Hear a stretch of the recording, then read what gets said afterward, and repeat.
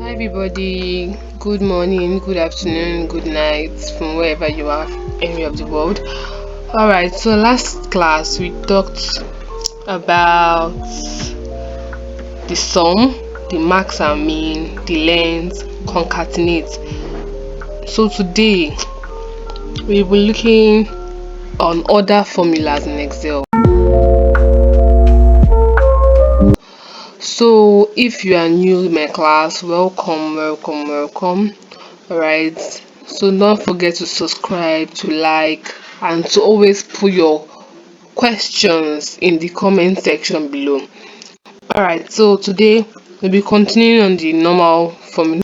So this is the continuation of the formulas. Alright, so today we'll be talking about if is. When can you use if? When can you use this?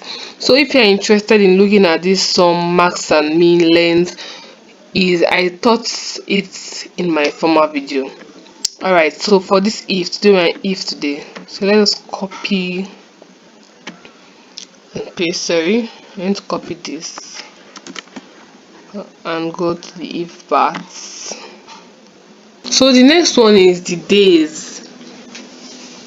The days formula, the days. When you use days to check the interval, the days interval between the end date and the beginning date.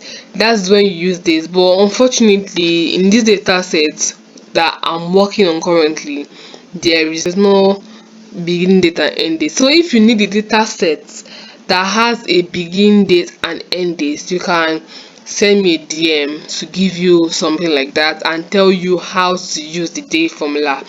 Alright, so that aside, we have also the networking days. The network days, they not tell the network days. Network days. Sorry. Now this network days tells you the number of days between the start date and the beginning days, not including the weekends or holiday.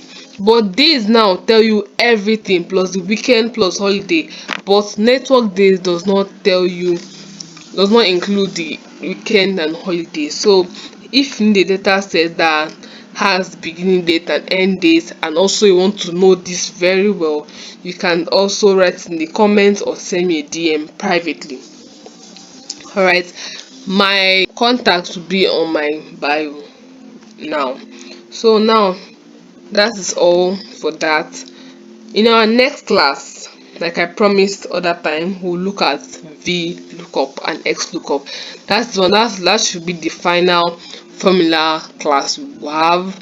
Then we would go to chart or pivot table. There are a lot of things we have to look on in Excel, but if you keep on following this class, I promise you that you're going to find it very, very educative. So thank you so much for listening. If you have come this far, alright, this should be the second to the last class in formula in Excel. Thank you so much. Bye. Mwah.